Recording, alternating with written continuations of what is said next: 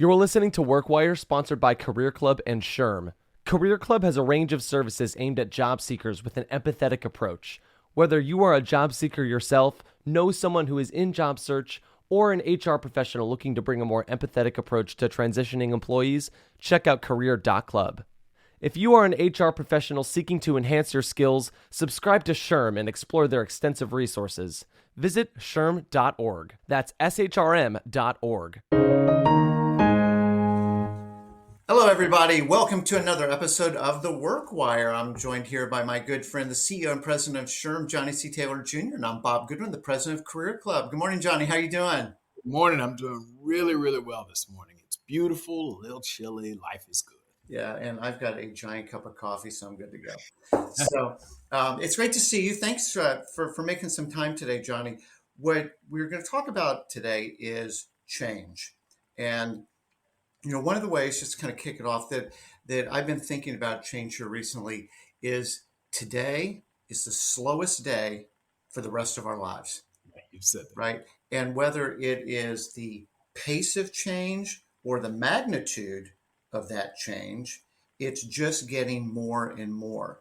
And as people, sometimes we don't like change. Change is scary, right? Most of us don't. Most of us don't. And it's a threat, oftentimes perceived as a threat. And yet, and I'm going to not try and use your lines on you, but if we don't embrace that change, we leave ourselves vulnerable to being left behind. And so I was wondering if you might kind of kick us off a little bit of how you think about change. Yeah, I mean, you've said it. It's one of those things that I found in all of my years in HR and as an executive. As much as people talk about change, the reality is very few of us like it. Mm-hmm.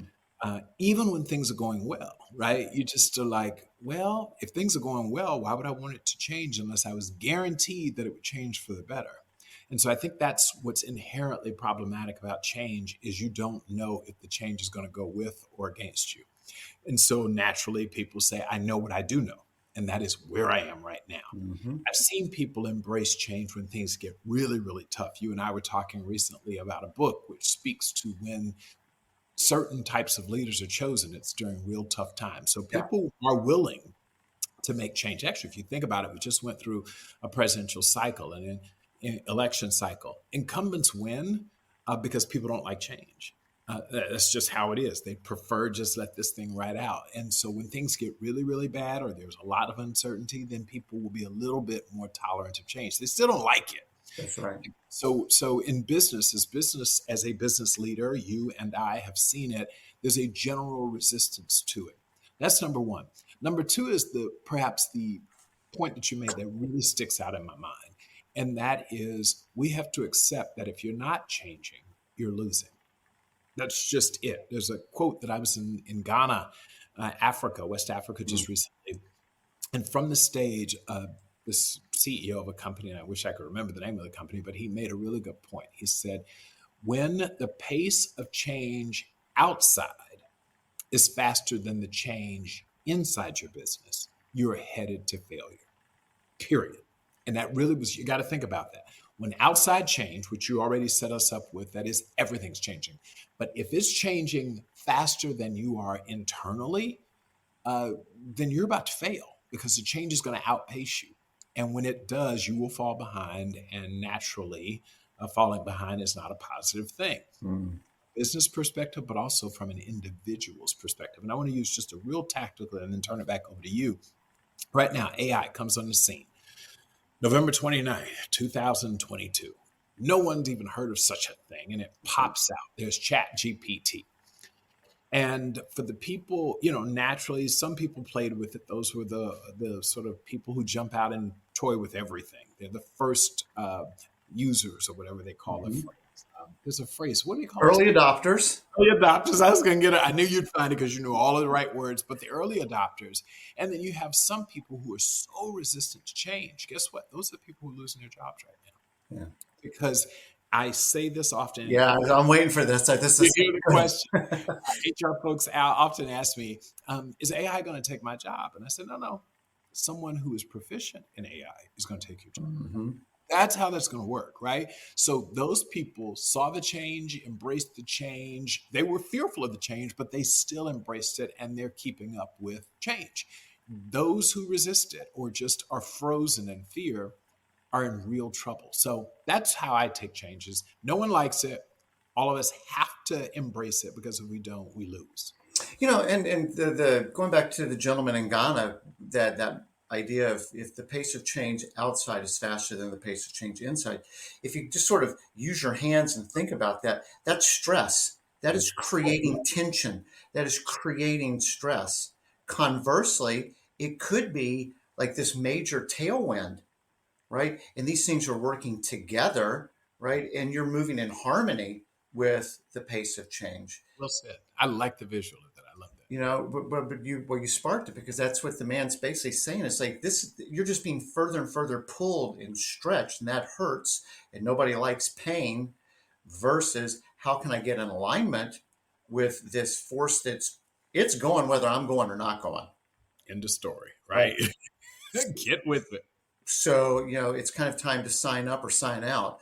But the thing with this that and I want to we can talk about you mentioned the presidential election, and I don't want to get into the puts and takes of policies, but we know there will be policy changes. That's the mandate.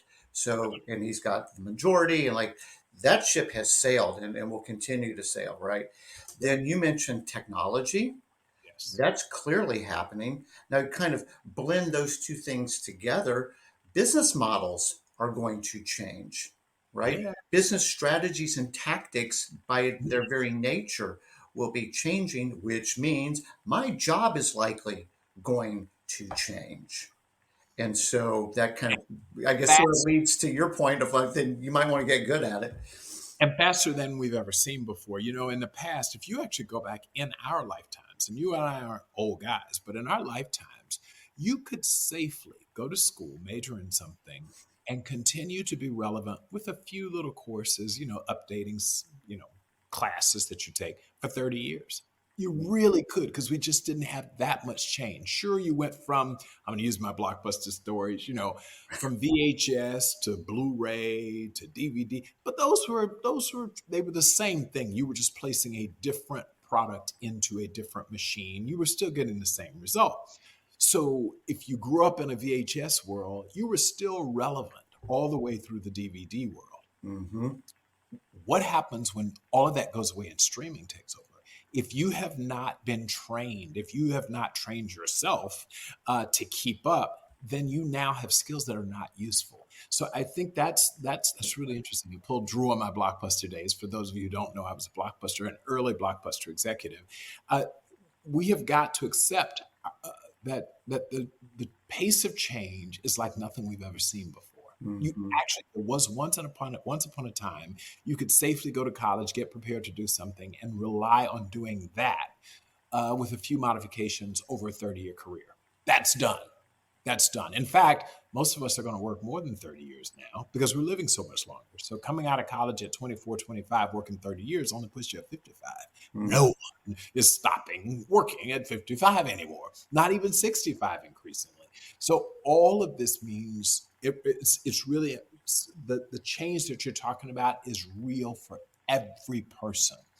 And it's especially real and difficult for people in their 40s because we're not digital natives and we didn't grow up in a world. This change is like really unsettling.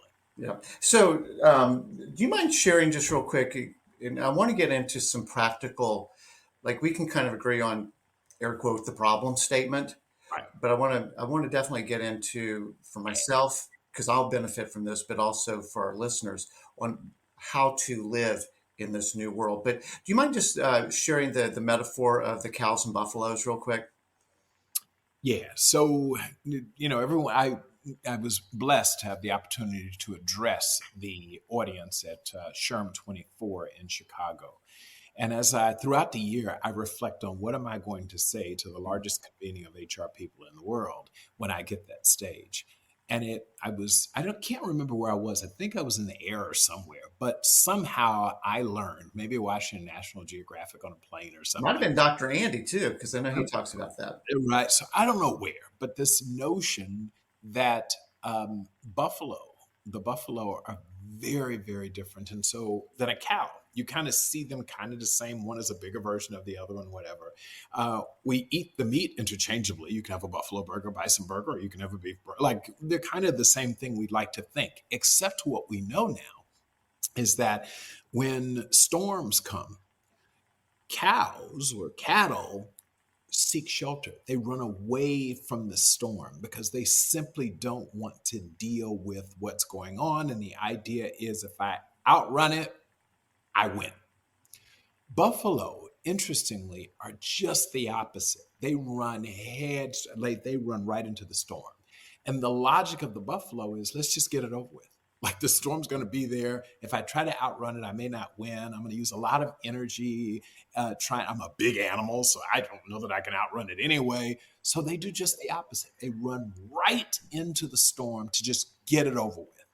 And so I encouraged our HR professionals and frankly, all business people, this to just start thinking more like a buffalo and less like a cow, that you have got to run into the storm. And so oftentimes the running into a storm is like truly running into change.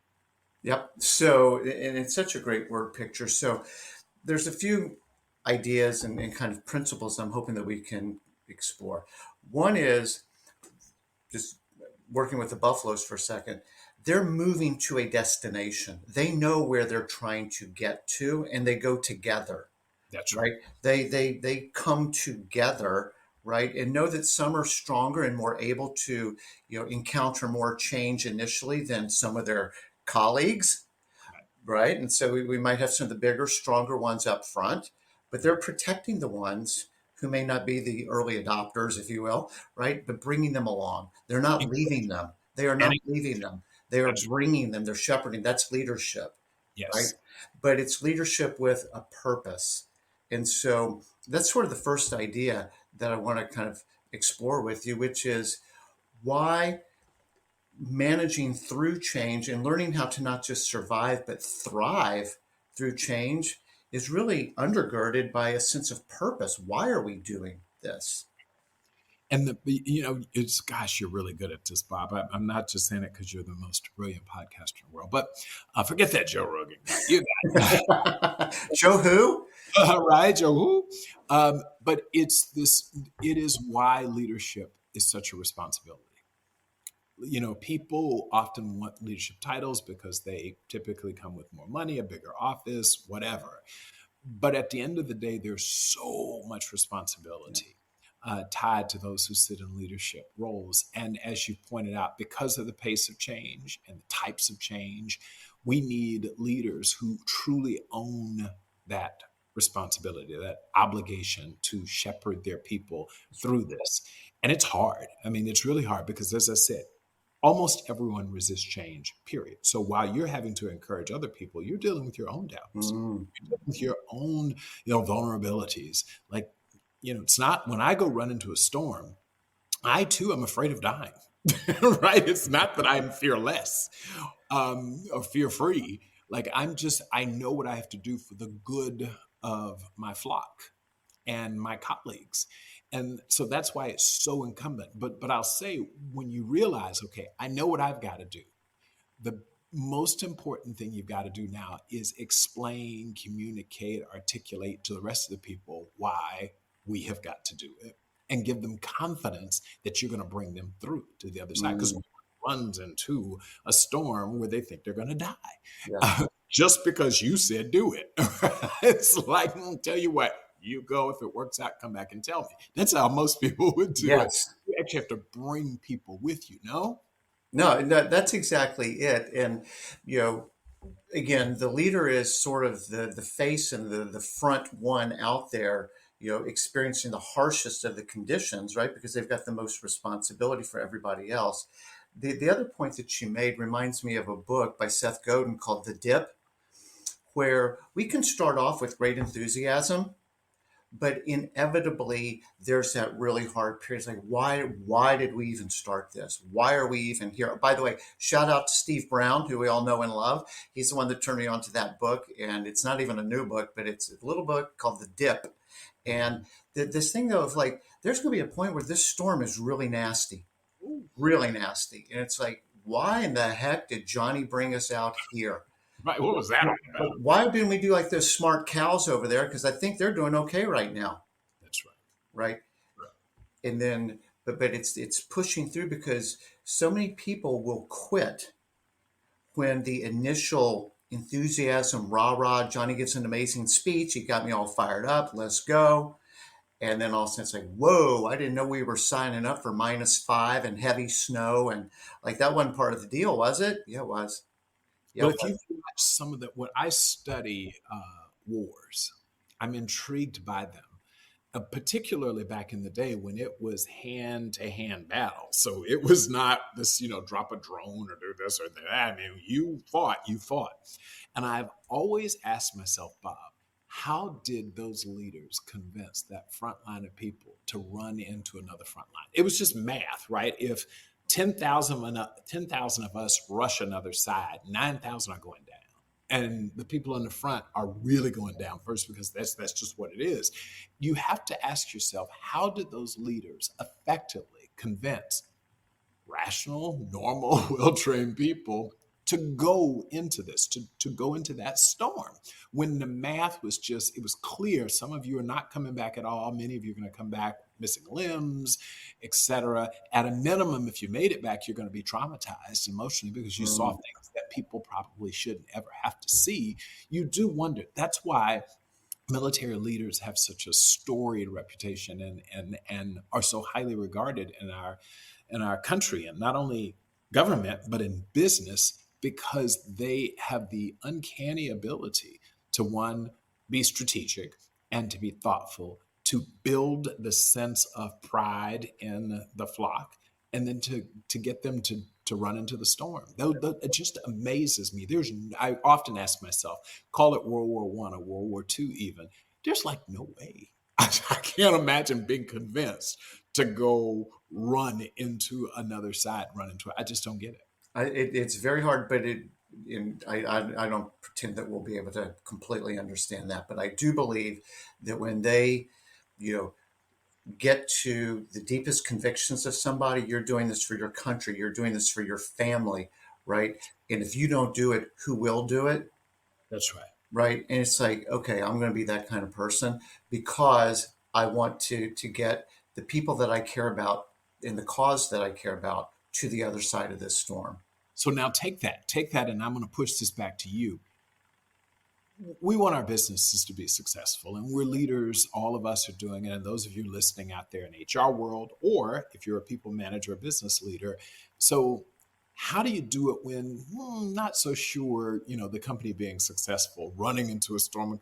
That's not a life or death thing. That's not about country. That's not God. This is a job.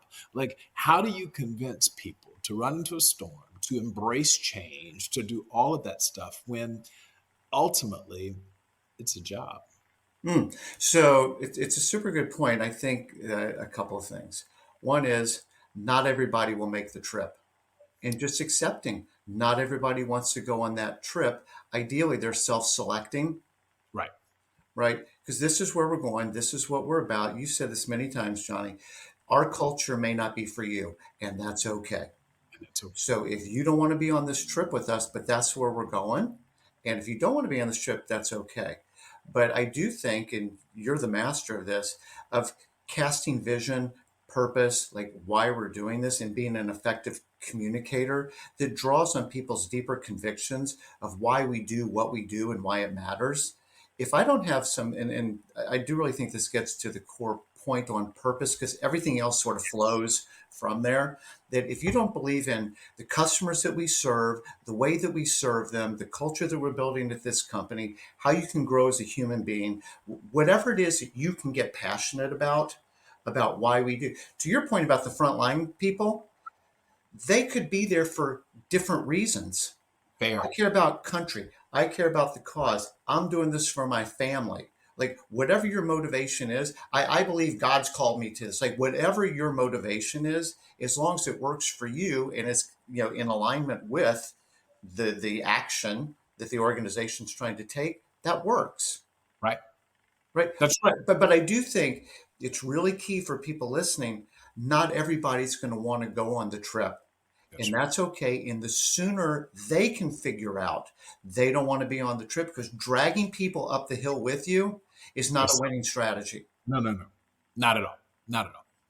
Yeah, it's funny that you say that, because as leaders, I mean, listen, it's challenging because there's some people when you first ask them, and I know you've been in leadership roles where you have some people who are full, let's go, Bob.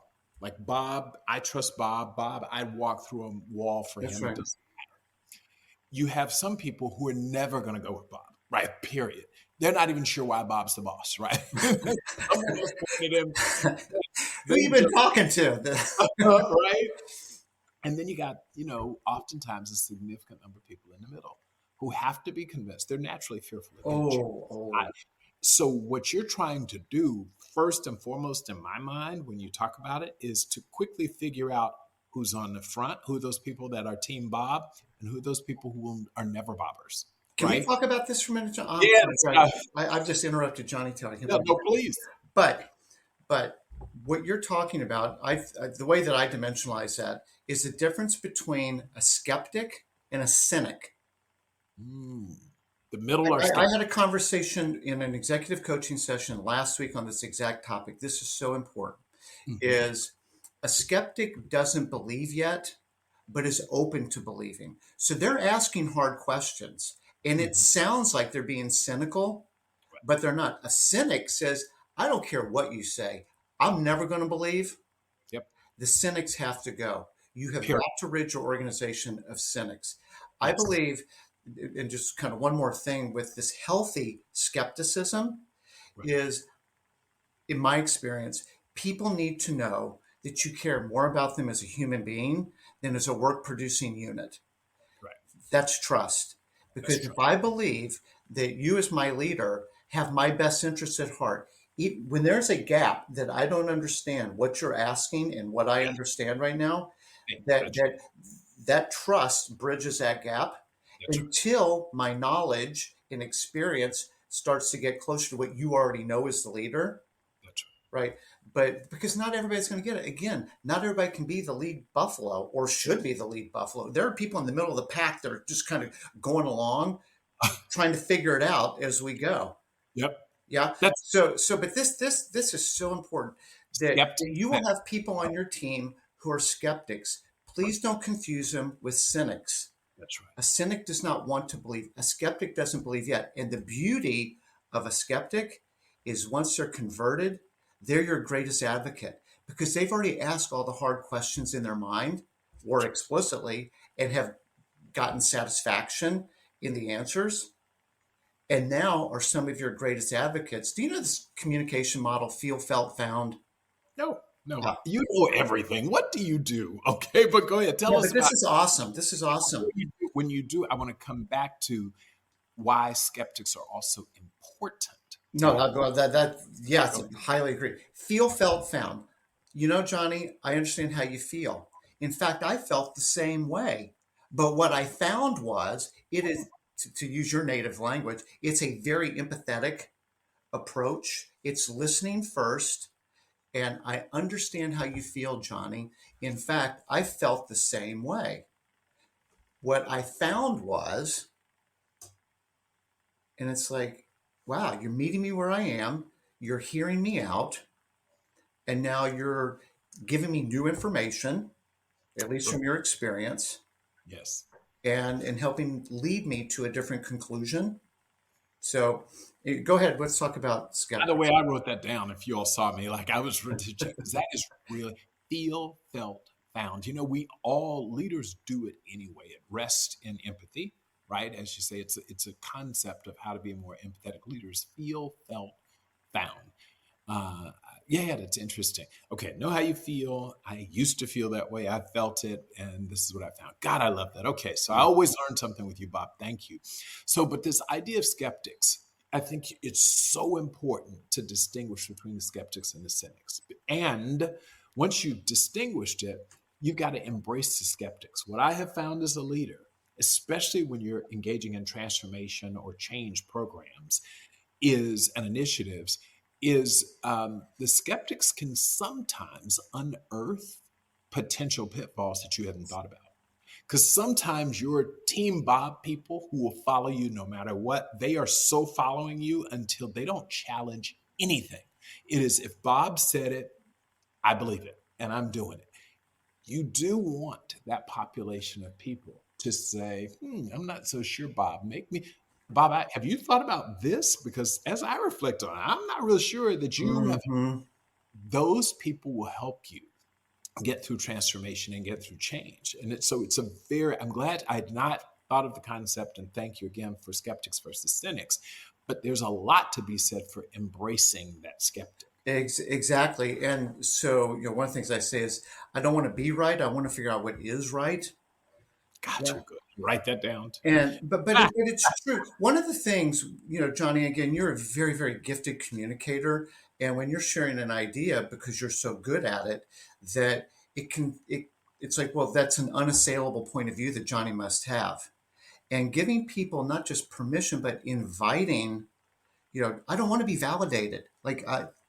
Like, tell me what you genuinely think, right? Because you'll make this better for all of us. But when you're a gifted communicator, sometimes people are like, well, I guess he's thought this all out and he don't want to hear anything else about it. It's like, no, no, no, no, no. You've got to build a culture of, if you don't agree with this, if you've got another point of view, bring me some new information, bring me a different insight, because we all have blind spots. There's Oh, yeah. things that we don't see. And it's good to have cheerleaders, but it's good to have challengers too.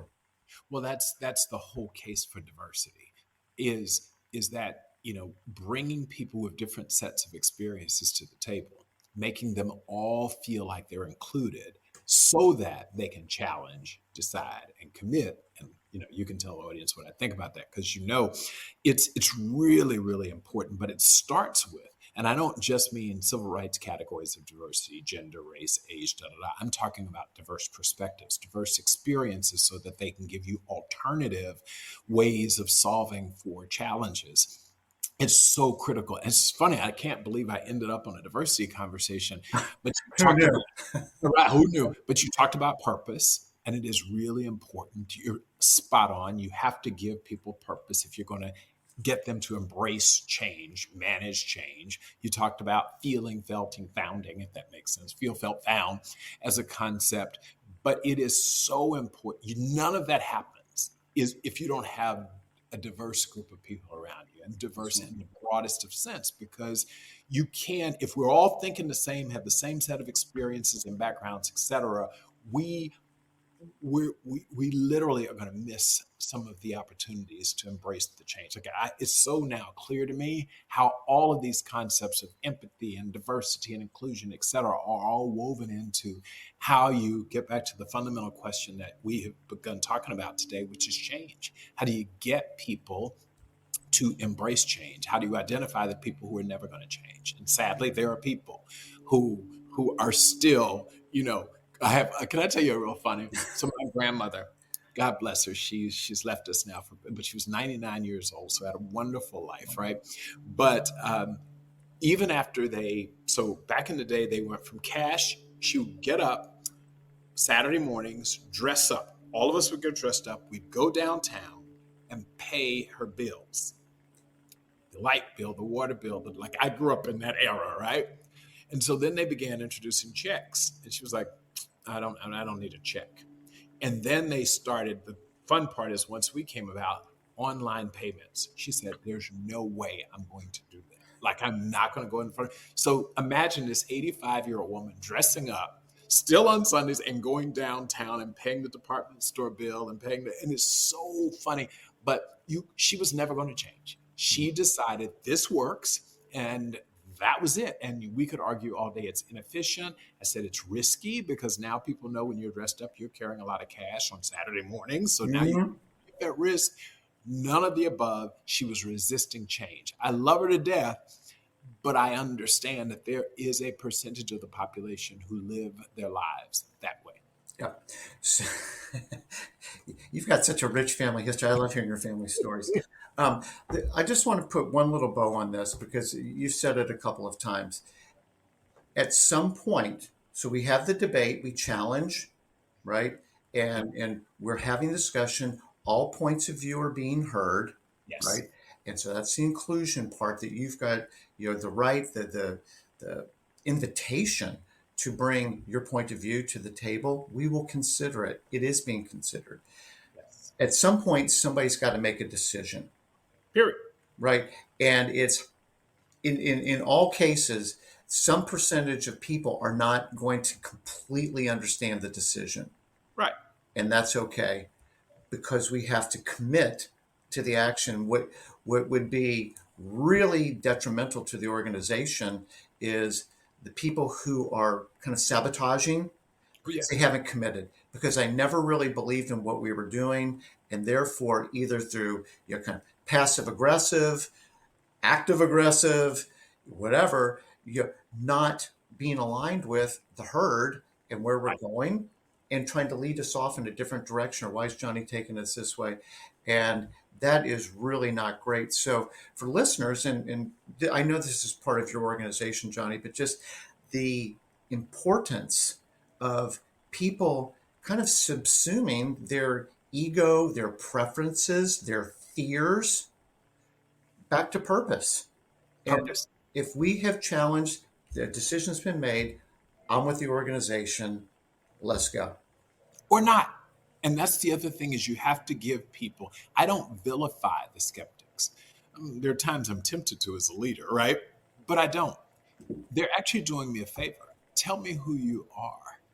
Mm-hmm. And there are places for you to go. It just might not be here. I say this, I have helped more people who I may have even fired or they knew that I wanted them to go. But it wasn't because I thought they were bad people. I thought this just wasn't the place. I've done everything as a leader that I can to open and create an environment where you can challenge, give you the opportunity to challenge, and then to make a decision and you be involved in that decision. But at some point, you made this visual that, imagine tug of war. 5 people on one side, 5 people on the other side. You are pulling for your life to pull the other side, but you got one person who's pushing, just one. You will lose. Like, You you will can't lose. afford to have one person on your team going against the team. So in this change initiative, if there's anything as we wrap up that I, as a leader, have really, really, really come to understand is skeptics are great because, as I said, they make you better. The cynics, you cannot effectively, or you'll put forth a disproportionate amount of energy, effort, time, resources if you have cynics pulling the other way. And that is probably the death of change and transformation initiatives, is when you have people who simply will not change and they don't even have to agree with you, but they can't go against you. Yes. So just to kind of wrap this one up, it seems like to accept that change is hard on everybody. And Yes. we like what we like, and we don't like it being changed. If things aren't going well, we probably are closer to embracing change because we don't like our current situation. Right. But being able to be, whether it's as a leader casting a vision for the purpose and why we're doing what we're doing, or as a follower of the leader, which there's a whole lot more of them, Yes. how do we get behind them? How do we support them? And one of the ways, to your point, Johnny, this is probably a very counterintuitive point, is being a skeptic is help to the leader when it's well intentioned and is designed to help achieve the purpose of the organization, the initiative, whatever it might be. And to your point, if you can't get aligned with what it is, that's okay. Right. That is okay. It just means this probably isn't, and it probably doesn't feel good to be in an organization where you're not aligned with it anyway. That So part. do yourself, do the organization a favor, and make a change yourself That's right. to where you find yourself going every Monday morning. Here, So, here. come on. So, Johnny, amazing as always. Good. To our listeners here on the Work Wire, if you've got suggestions for topics that you think would be interesting, If there's any feedback that you've got for us, we're always open to that. You can email me directly at bob@career.club. We'd love to hear from you. But in the meantime, we wish you well. We thank you for listening. And Johnny, come on now, work wire. Thanks, Right. everybody. Bye-bye. Happy holidays. Happy holidays. Yes, thank you. Check out career.club for personalized help with your job search. Visit shrm.org to become part of the largest human resources organization worldwide.